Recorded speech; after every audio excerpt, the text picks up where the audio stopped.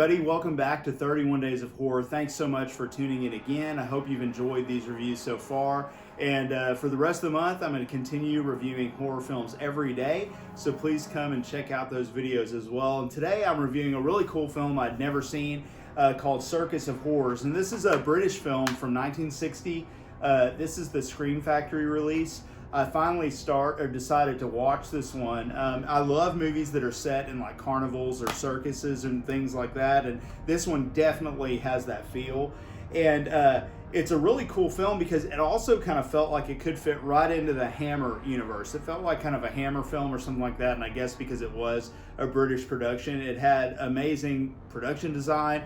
The actors in it were excellent, especially the guy who plays the lead doctor. And it was just a cool story as well. It was something new and different that I hadn't seen before. And again, I'm going to check some notes and kind of read you guys kind of the plot. But, you know, this movie is set in England in 1947. And there's a doctor who's a brilliant plastic surgeon named Dr. Rossiter who he operates on someone, things go wrong, and the police are actually after him because of it. So he ends up, you know, he has two assistants, this lady and this guy who kind of travel and work with him.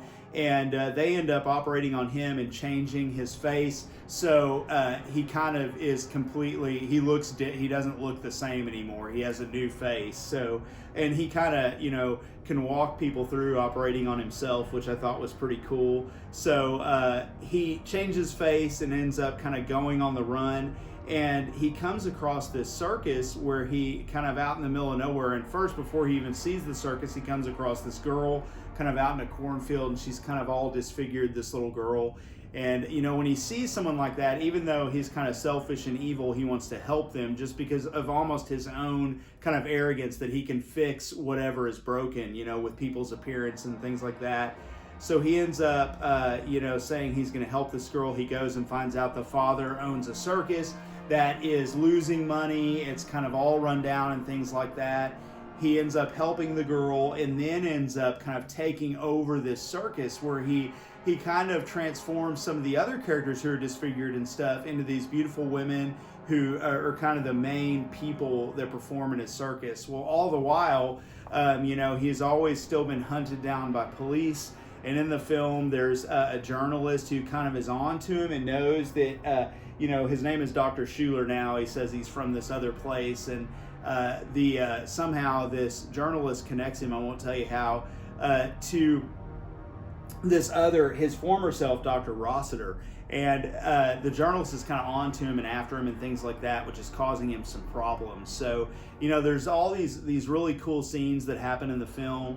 And it's kind of a very tense film because he's always kind of trying to figure out how to get out of a situation. One of the circus performers is also, this woman is trying to manipulate him as well and kind of blackmail him. And it all culminates into this really cool kind of finale. So this movie was excellent. This is one of those movies I could watch a lot. Like I could definitely will have repeat viewings of this. It was kind of something that I hadn't really heard much about or anything like that. And again, the circus setting and kind of that old school circus feel. It's got a lot of scenes where the crowd, it kind of pans to the crowd in this big full tent.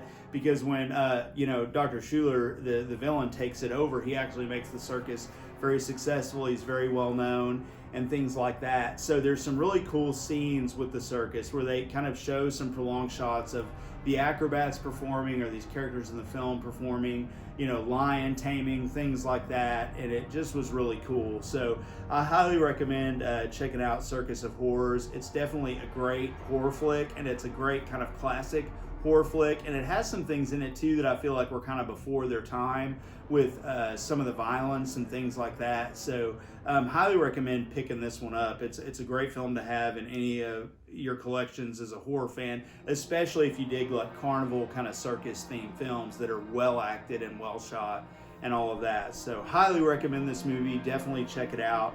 And definitely check it out too, because I don't want to spoil anything about the ending, but some crazy stuff happens and it has a really, really good ending as well. So hope you guys enjoyed this quick review of Circus of Horrors, and I will see you guys tomorrow for our next review.